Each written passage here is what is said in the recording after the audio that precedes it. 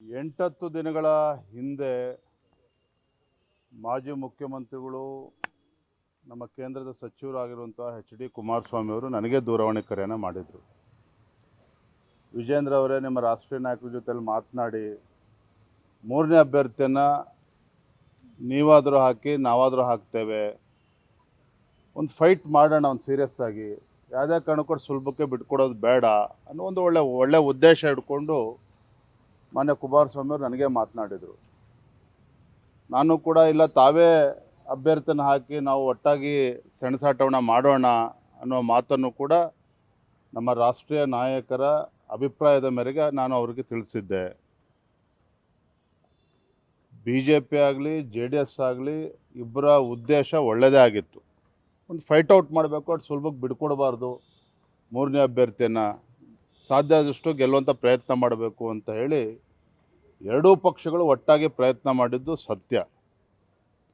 ಆದರೆ ನಿನ್ನೆ ಮತದಾನ ಆದಂಥ ಸಂದರ್ಭದಲ್ಲಿ JDS ಪಕ್ಷದಿಂದನೂ ಕೂಡ 6-7 ಅಡ್ಡ ಮತದಾನಗಳಾಗಿದ್ದಾವೆ. BJP ಇಂದಲೂ ಕೂಡ 5ಕ್ಕೂ ಕನಿಷ್ಠ 4-5 ಅಡ್ಡ ಮತಗಳು ಆಗಿದ್ದಾವೆ ಅನ್ನುವ ಮಾಹಿತಿ ನಮಗೂ ಕೂಡ ಸಿಕ್ಕಿರುವಂಥದ್ದು. ನಾನು ಈ ಸಂದರ್ಭದಲ್ಲಿ ಹೇಳ್ತಕ್ಕಂಥದ್ದು ಇಷ್ಟೇ, ನಮ್ಮದು ಒಂದು ರಾಷ್ಟ್ರೀಯ ಪಕ್ಷ, ನಮ್ಮ ಪಕ್ಷದಲ್ಲಿರ್ತಕ್ಕಂಥ ಶಾಸಕರು ಯಾರು ಅಡ್ಡ ಮತದಾನವನ್ನು ಮಾಡಿದ್ದಾರೆ ಅವರನ್ನು ಕ್ಷಮಿಸ್ತಕ್ಕಂಥ ಪ್ರಶ್ನೆನೇ ಇಲ್ಲ. ಯಾರ್ಯಾರು ಆಟ ಆಡಿರ್ಬೋದು ಅನ್ನುವ ಕೆಲವು ಮಾಹಿತಿಗಳು ಕೂಡ ನಮ್ಮ ಬಳಿಯಲ್ಲಿದೆ. ಈಗಾಗಲೇ ನಮ್ಮ ರಾಷ್ಟ್ರೀಯ ನಾಯಕರ, ರಾಷ್ಟ್ರೀಯ ಅಧ್ಯಕ್ಷರ ಅಪಾಯಿಂಟ್ಮೆಂಟನ್ನು ಕೂಡ ನಾನು ಬೆಳಗ್ಗೆ ಕೇಳಿದ್ದೇನೆ. ಸಾಧ್ಯ ಆದರೆ ಇವತ್ತೇ ಕೊಡಿ ಅಥವಾ ಯಾವಾಗ ಕೊಟ್ಟರು ಕೂಡ ನಾನು ತಕ್ಷಣ ಬರ್ತೇನೆ. ರಾಜ್ಯದ ಪ್ರಸಕ್ತ ರಾಜಕೀಯ ಬೆಳವಣಿಗೆಗಳ ಬಗ್ಗೆ, ವಿಧಾನ ಪರಿಷತ್ನಲ್ಲಾದಂಥ ಅಡ್ಡ ಮತದಾನದ ಬಗ್ಗೆ ಇವೆಲ್ಲವನ್ನು ಕೂಡ ವಿವರಿಸಬೇಕು ಅಂತೇಳಿ ನಾನು ಮನವಿಯನ್ನು ಕೂಡ ಮಾಡಿದ್ದೇನೆ. ಬಹುಶಃ ಇವತ್ತು ಅಥವಾ ಸೋಮವಾರ ಯಾವಾಗ ಸಮಯವನ್ನು ಕೊಡ್ತಾರೆ ನಾನು ಅವ್ರನ್ನ ಭೇಟಿ ಮಾಡಿ, ರಾಷ್ಟ್ರೀಯ ಅಧ್ಯಕ್ಷನ ಭೇಟಿ ಮಾಡಿ ಸಂಪೂರ್ಣವಾಗಿ ವಿವರಣೆಯನ್ನು ನೀಡುವಂಥ ಕೆಲಸ ನಾನು ಮಾಡ್ತೇನೆ. ಆದರೆ ಒಂದಂತೂ ಸತ್ಯ, ಯಾರು ಮೀರ್ ಸಾಧಕರುಗಳಿದ್ದಾರೆ ನಮ್ಮ ಪಾರ್ಟಿನಲ್ಲಿ ಅದನ್ನು ಪಕ್ಷ ಖಂಡಿತವಾಗಿ ಗಂಭೀರವಾಗಿ ತೆಗೆದುಕೊಳ್ತದೆ. ಏನು ಅವ್ರ ವಿರುದ್ಧ ಆ್ಯಕ್ಷನ್ ತೆಗೆದುಕೊಳ್ಬೇಕು ಅದನ್ನು ತಗೊಳ್ತೇವೆ. ಕ್ರಾಸ್ ಔಟ್ ಮಾಡಿರೋರ ಬಗ್ಗೆ ಮಾಹಿತಿ ಇದೆಯಾ ಸರ್?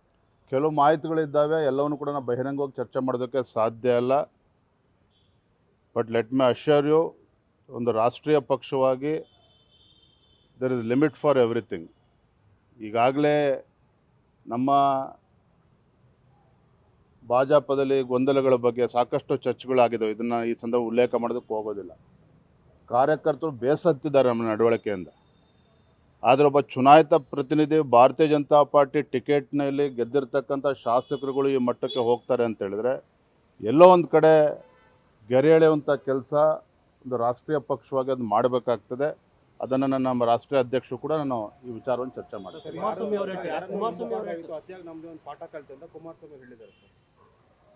ಸಹಜವಾಗಿ ಅವರು ನೋವಾಗಿದ್ದಾರೆ.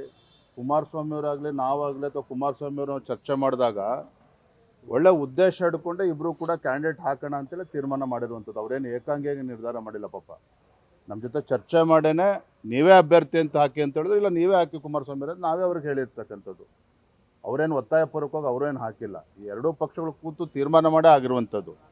ಹಾಗಾಗಿ ಒಂದು ಅವರ ಪಕ್ಷದಲ್ಲೂ ಕೂಡ ಇವತ್ತು 6-7 ಮತಗಳು ಅಡ್ಡ ಮತದಾನ ಆಗ್ತದೆ ಅಂತ ಹೇಳಿದ್ರೆ ಅವ್ರಿಗೂ ಕೂಡ ನೋವಾಗ್ತಕ್ಕಂಥದ್ದು ಸಹಜ. JDS ಪಕ್ಷಕ್ಕೆ ಎಷ್ಟು ನೋವು ಬೇಸರ ಆಗಿದೆ, ನಮಗೂ ಕೂಡ ಅಷ್ಟೇ ಬೇಸರ ಆಗಿದೆ. ನಾವು 2 ಸ್ಥಾನಗಳನ್ನು ಗೆದ್ದಿರ್ಬೋದು, ಆದರೆ ನಮಗೂ ಕೂಡ ಅಪಮಾನ ಆಗಿದೆ. ನಮ್ಮ ಶಾಸಕರು ಕೂಡ ಅಡ್ಡ ಮತದಾನ ಆಗಿದೆ. ಹಾಗಾಗಿ ಇದನ್ನು ಭಾಳ ಗಂಭೀರವಾಗಿ ತೆಗೆದುಕೊಳ್ತೇವೆ. ನಮ್ಮ ವರಿಷ್ಠರು ನಾನು ಕೂಡ ಭೇಟಿ ಮಾಡ್ತೇನೆ.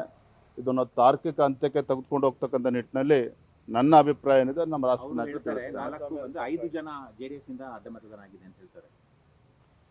ನಿಮ್ದೇ ಹಂಗಾರೆ ಸರ್? ನೋಡಿ, ಕಾಂಗ್ರೆಸ್ಸಿನ ಆಂತರಿಕ ಗೊಂದಲದಿಂದ JDS ಪಕ್ಷಕ್ಕೆ ಕನಿಷ್ಠ 4-5 ಮತಗಳು ಬರ್ಬೋದು ಅನ್ನೋ ಲೆಕ್ಕಾಚಾರ ಅವ್ರಿಗೂ ಕೂಡ ಇತ್ತು. ಆದರೆ ಅದು ಆಗಿಲ್ಲ. ಮತ್ತು JDSನ 18 ಮತಗಳು ಇಂಟ್ಯಾಕ್ಟ್ ಇರ್ತದೆ ಅಂತೇಳಿ ಪಾಪ ಅವ್ರು ಅಂದ್ಕೊಂಡಿದ್ರು, ಅದು ಕೂಡ ಅದು ಆಗಿಲ್ಲ. ನಾವು ಕೊಟ್ಟಂಥ ಮತಗಳು ವ್ಯತ್ಯಾಸ ಆಗಿದೆ ಅನ್ನೋದನ್ನು ಅವ್ರು ಹೇಳಿದ್ದಾರೆ. ಎಲ್ಲವೂ ಕೂಡ ಇವತ್ತಲ್ಲ ನಾಳೆ ಸಂಪೂರ್ಣ ಒಂದು ಚಿತ್ರಣ ನಮಗೆ ಸಿಕ್ಕೇ ಸಿಗುತ್ತೆ. ನಮ್ಮ ಶಾಸಕರು JDS ಪಕ್ಷಕ್ಕೆ ಅನ್ಯಾಯ ಮಾಡಿದ್ರು ಕೂಡ ದ್ರೋಹನೇ, ತಾಯಿಗೆ ಮೋಸ ಮಾಡದಂತೆ. BJP ಶಾಸಕರು ನಮ್ಮ BJP ಅಭ್ಯರ್ಥಿಗೆ ಮೋಸ ಮಾಡಿದ್ರು ಕೂಡ ಅದು ತಾಯಿಗೆ ಮೋಸ ಮಾಡದಂತೆ. ಹಾಗಾಗಿ ಇದನ್ನು ನಾವು ಭಾಳ ಗಂಭೀರವಾಗಿ ಸರ್ ಪರಿಗಣಿಸ್ತೀವಿ. ಈಗ ಜಾರ್ಖಂಡ್ ಅಂತ ರಾಜ್ಯದಲ್ಲೇನೆ ಒಂದು ಸೀಟಿಗೋಸ್ಕರ 17 ಜನ ನಿಧನ ಮಾಡ್ತಾರೆ. ಆದ್ರೆ ಇಲ್ಲಿ ನಿಮ್ಮ 64 ಜನ ಕ್ಯಾಂಡಿಡೇಟ್ ಇದ್ರೂ ಸಹ ನೀವು ನಿಮ್ಮ ಪ್ರಕಾರ ಅಧಿಕೃತವಾಗಿ ಕ್ರಾಸ್ ವೋಟಿಂಗ್ ಆಗುತ್ತೆ ಅಂದ್ರೆ ಏನ್ ಸರ್ ಅರ್ಥ? ಬಿಜೆಪಿ ಪರಿಸ್ಥಿತಿ ಹೇಗಿದೆ ಅಂತ ರಾಜ್ಯದಲ್ಲಿ ಅದಕ್ಕೆ ಪೂರಕವಾಗಿ ಹೇಳ್ತೀನಿ. ನೀವೇ ಒಂದು ಪ್ರಸ್ತಾಪ ಮಾಡಿದ್ರಿ ಈಗ ನಮ್ಮ ಕಾರ್ಯದಿಂದ ಇವರು ಕಾರ್ಯಕರ್ತರೆಲ್ಲ ಬೇಸರಗೊಂಡಿದ್ದಾರೆ ಅಂತ. ಸೊ ನಿಮ್ಗೆ ಇದು ಇವತ್ತು ನಿಮ್ಗೆ ಅರಿವು ಬಂದಿದೆ, ನೀವು ಹೇಳಿದ್ರಿ. ಮೈ ಡಿಯರ್ ಫ್ರೆಂಡ್, ಇವತ್ತಲ್ಲ ನನಗೆ ಅರಿವು ಬಂದಿರೋದು. ನಾನು ಕೂಡ ಒಬ್ಬ ರಾಜ್ಯದ ಅಧ್ಯಕ್ಷನಾಗೂ ಕೂಡ ಪಕ್ಷದ ಆಂತರಿಕ ಬೆಳವಣಿಗೆಯನ್ನು ಗಂಭೀರವಾಗಿ ಗಮನಿಸ್ತಾ ಇದ್ದೇನೆ. ನಾನೊಬ್ಬ ಕಾರ್ಯಕರ್ತನಾಗಿ ಇವತ್ತು ಮಾತನಾಡ್ತಾ ಇದ್ದೇನೆ. ರಾಜ್ಯದ ಭಾಜಪದ ಅಧ್ಯಕ್ಷರಾಗೂ ಕೂಡ ನಾನು ಮಾತನಾಡ್ತಾ ಇದ್ದೇನೆ. ನಾನು ಭಾಜಪ ಅಧ್ಯಕ್ಷ ಅನ್ನೋದಕ್ಕಿಂತ ಮುಂಚಿತವಾಗಿ ನಾನು ಭಾರತೀಯ ಜನತಾ ಪಾರ್ಟಿ ಕಾರ್ಯಕರ್ತ. ಹಾಗಾಗಿ ಕೆಲವು ಬೆಳವಣಿಗೆಗಳು ನನಗೂ ಕೂಡ ಬೇಸರ ಇದೆ. ಅದನ್ನು ಎಲ್ಲಿ ತಲುಪಿಸ್ಬೇಕು ಅಲ್ಲಿ ತಲುಪಿಸುವಂಥ ಕೆಲಸ ನಾನು ಮಾಡ್ತೇನೆ. ವರಿಷ್ಠ ಎಲ್ಲ ಒಂದ್ ಕಡೆ ಗಂಭೀರವಾಗಿ ತೆಗೆದುಕೊಳ್ಳಿಲ್ಲ ಸರ್ ರಾಜ್ಯದ ಈ ಒಂದು ಬೆಳವಣಿಗೆಗಳನ್ನ, ಯಾಕೆಂದ್ರೆ ನೋಡಿ, ಇದರಿಂದನೂ ಕೂಡ ಅಸಮಾಧಾನಗಳು ಬರ್ತಲೇ ಇದಾವೆ. ವರಿಷ್ಠರು ಕಾಲಕ್ಕೆ ಏನೇನು ತೀರ್ಮಾನವನ್ನು ಮಾಡಬೇಕು ಅವ್ರು ಮಾಡ್ತಾರೆ. ಇಲ್ಲಿ ನಾವೆಲ್ಲರೂ ಕೂಡ ಸರಿಯಾಗಿ ಹೋಗಬೇಕಾಗಿರ್ತಕ್ಕಂಥ ನಮ್ಮದು ಕೂಡ ಕರ್ತವ್ಯ ಇದೆ. ಅದು ಆಗ್ತಾ ಇದೆ, ನಾನು ಆಗ್ತಾ ಇಲ್ಲ ಅಂತಲೂ ಕೂಡ ಹೇಳ್ತಾ ಇಲ್ಲ. ಆದರೆ ಇಂಥ ಮಹತ್ವವಾಗಿರ್ತಕ್ಕಂಥ ಚುನಾವಣೆಯಲ್ಲಿ ನಮ್ಮ ಶಾಸಕರಿಗೆ ನಡ್ಕೊಳ್ತಾರೆ ಅಂತೇಳಿ ನಮ್ಗೆ ಯಾರಿಗೂ ಕೂಡ ಕಲ್ಪನೆಯೂ ಕೂಡ ಇರಲಿಲ್ಲ. ಹಾಗಾಗಿ ನಾನು ಮತ್ತೆ ಹೇಳ್ತಾ ಇದ್ದೇನೆ, ನಾನು ಇವತ್ತು JDS ಪಕ್ಷಕ್ಕೂ ಕೂಡ ಅವ್ರಿಗೂ ಕೂಡ ವರಿಷ್ಠರು ನೋವಾಗಿದೆ, ನಮಗೂ ಕೂಡ ನೋವಾಗಿದೆ. ಇದನ್ನು ಎಲ್ಲಿ ಮಾತನಾಡಬೇಕು ಅದನ್ನು ನಾನು ಮಾತಾಡ್ತೇನೆ. DK ಶಿವಕುಮಾರ್ ಅವರನ್ನ ಚಾಣಕ್ಯ ನಿಂತಿದ್ದಾರೆ. ಈಗ ಅಂಥವರ ವಿರುದ್ಧ ನಿಮ್ಮ ಸ್ಟ್ರಾಟಜಿ ಬದಲಾವಣೆ ಮಾಡ್ಕೋಬೇಕಾ? ಬಿಡ್ರಿ, ಭಾಳ ಜನ ಚಾಣಕ್ಯರನ್ನ ರಾಜ್ಯದ ಜನ ನೋಡಿದ್ದಾರೆ, ನಾವು ಕೂಡ ನೋಡಿದ್ದೀವಿ. ಓಡೋ ಟೈಮಲ್ಲಿ ಓಡ್ತದೆ, ಬೀಳೋ ಟೈಮಲ್ಲಿ ಮುಗುರಿಸಿ ಬೀಳ್ತಾರೆ. ಇದ್ರ ಎದುರಿಸ್ತಕ್ಕಂಥ ಶಕ್ತಿ ನಮಗಿದೇನು ಹೆದರ್ಕೊಂಡು ಓಡೋಗ್ತಕ್ಕಂಥ ಪ್ರಶ್ನೆನೇ ಇಲ್ಲ. ಭಾರತೀಯ ಜನತಾ ಪಾರ್ಟಿ ನಮ್ಮ ಸಂಘಟನೆ ಇದೆ, ನಮ್ಮ ಸಂಘಟನೆ ಕಾರ್ಯಕರ್ತರ ಶಕ್ತಿ ಇದೆ. ಹೇಗೆ ಬಗ್ಗಿಸ್ತೇವೆ. ಇದೊಂದು ಚುನಾವಣೆಯಿಂದ ಎಲ್ಲವೂ ಕೂಡ ಮುಗಿದೋಗಿಲ್ಲ. ಮಾಡ್ತಾರಂತೆ ಸರ್ JDS ನವರು ಅವರೇ ಕುಮಾರಸ್ವಾಮಿ ಸರ್ ಈ ರಾಜ್ಯದಲ್ಲಿ ಬಿಜೆಪಿಗೆ ಆಪರೇಷನ್ ಮಾಡಿ JDS ಅಲ್ಲ ರೀ, ನೀವೆಲ್ಲ ಮಾತನಾಡ್ತಾರ ನೋಡಿದ್ರೆ ಇಲ್ಲಿವೇ ಎಲ್ಲವೂ ಮುಕ್ತಾಯ ಆಗ್ತಾ ಇದೆ. ಆ ಭಾವನೆಯಲ್ಲಿ ನೀವು ಮಾತನಾಡ್ತಾ ಇದ್ದೀರಿ. ಈ ಘಟನೆ ಆಗಬಾರ್ದಿತ್ತು, ದುರಾದೃಷ್ಟ ಇದು. ಅದನ್ನು ನಾನೇ ಒಪ್ಕೊಳ್ತಾ ಇದ್ದೇನೆ. ಆದರೆ ಇದನ್ನು ಭಾರತೀಯ ಜನತಾ ಪಾರ್ಟಿ ಗಂಭೀರವಾಗಿ ತೆಗೆದುಕೊಳ್ತದೆ. DK ಶಿವಕುಮಾರ್ ಆಗಲಿ ಇನ್ನೊಬ್ಬ ಮುಖ್ಯಮಂತ್ರಿ ಬರಲಿ ಹೆದರ್ಕೊಂಡು ಓಡೋಗ್ತಕ್ಕಂಥ ಪ್ರಶ್ನೆನೇ ಇಲ್ಲ. ಇದನ್ನು ಯಾವ ರೀತಿ ಈ ಸರ್ಕಾರನ ಬಗ್ಗಿಸ್ಬೇಕು, ಪಳಗಿಸ್ಬೇಕು ಅದನ್ನು ಮಾಡ್ತೇವೆ ಬರೋಂಥ ದಿನ. ವಿಜೇಂದ್ರ ಕೆಟ್ಟ ಹೆಸರು ತರಬೇಕು ಅಂತ ಏನಾದ್ರು ಈ ತರ ಆಗಿರ್ಬೋದಾ? ವಿಜೇಂದ್ರ ಕೆಟ್ಟ ಹೆಸರು ತರೋಣ, ರಾಜ್ಯಾಧ್ಯಕ್ಷ ಇದ್ದಾರೆ. ರಾಜ್ಯಾಧ್ಯಕ್ಷ ತಪ್ಸಕ್ಕೆ ಏನಾದ್ರೂ ಇಂಥದ್ದೊಂದು ಪ್ಲಾನ್ ಮಾಡಿದಾರ ಸರ್ ನಿಮ್ಮ ವಿರೋಧಿಗಳು? ನಿಮ್ಮ ಒಳಗಡೆ ಇರುವಂತ ವಿರೋಧಿಗಳು ನಿಮ್ಮಲ್ಲೇ ಸಾಕಷ್ಟು ಗೊಂದಲ ಇದೆ ಸರ್ ಬಿಜೆಪಿ. ನನ್ನ ಹಣೆ ಬರದಲ್ಲಿ ಬರೆದಿದ್ದನ್ನು ಯಾರೂ ಕೂಡ ತಪ್ಸೋಕ್ಕಾಗೋದಿಲ್ಲ. ಇನ್ನೊಬ್ಬರು ಹಣೆ ಬರದಲ್ಲಿ ಬರೆದಿದ್ದು ನಾನು ಕೂಡ ತಪ್ಸೋಕ್ಕಾಗಲ್ಲ. ಈ ಎಲ್ಲ ಬೆಳವಣಿಗೆಯಿಂದ ವಿಚಲಿತವಾಗಿ ಓಡೋಗ್ತಕ್ಕಂಥ ವಿಜೇಂದ್ರ ನಾನಲ್ಲ. ನಾನೊಬ್ಬ ಪಕ್ಷದ ಕಾರ್ಯಕರ್ತ ಇದ್ದೇನೆ, ಭಾರತೀಯ ಜನತಾ ಪಾರ್ಟಿ ಅಧ್ಯಕ್ಷ ಇದ್ದೇನೆ, ಯಡಿಯೂರಪ್ಪವ್ರ ಮಗನೂ ಕೂಡ ಇದ್ದೇನೆ. ಇವೆಲ್ಲನೂ ಕೂಡ ಅರಗಿಸ್ತಕ್ಕಂಥ ಶಕ್ತಿ ನನಗೂ ಕೂಡ ಇದೆ. ಯಾರಿಗೆ ಏನು ಮಾಹಿತಿ ಕೊಡಬೇಕು ಕೊಡ್ತೇನೆ. ಧನ್ಯವಾದಗಳು. Thank you. ನ್ಯೂಸ್ ಫಸ್ಟ್ ನಿರ್ಭೀತಿಯಿಂದ ನಿಮ್ಮ ಪರವಾಗಿ.